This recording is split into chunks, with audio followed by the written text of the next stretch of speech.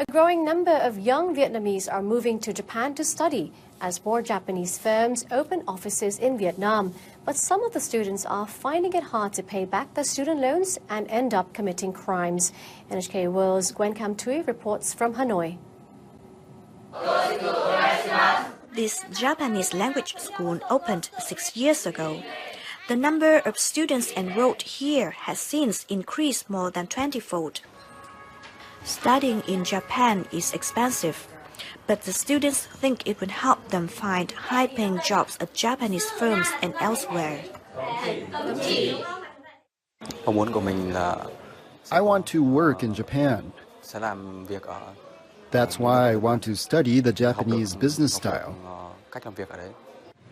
Japan's government wants to raise the number of overseas students to 300,000 by 2020 to boost the country's international competitiveness. Such students are allowed to work part-time for up to 28 hours a week. Brokers help young Vietnamese studying in Japan, but some of them assure the students that even if they borrow a lot of money, they can quickly pay it back once they start working in Japan.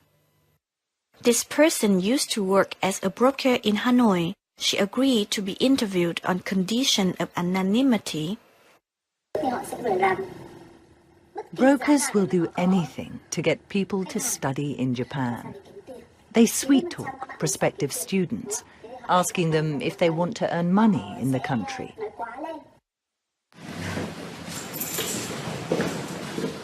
Burdened with debt, some students resort to crime.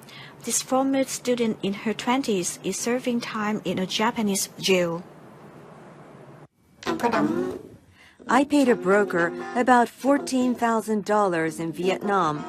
To do that, I borrowed money from banks and friends of my family. She was told that working in Japan would enable her to earn up to $2,700 a month. But then she discovered the harsh reality. I worked from 7 p.m. to 7 a.m. Then I studied at a school from 9. But when the plant was busy, my boss sometimes didn't allow me to go home, even if I told him I wanted to. The inmate says shoplifting was the only option she had to pay back her debts. I lost my senses. I really regret what I did, but there's no turning back. With the booming interest in studying in Japan, the governments of the two countries need to take steps to get rid of dubious brokers. They need to make sure people have access to accurate information and do not fall into debt for the sake of study.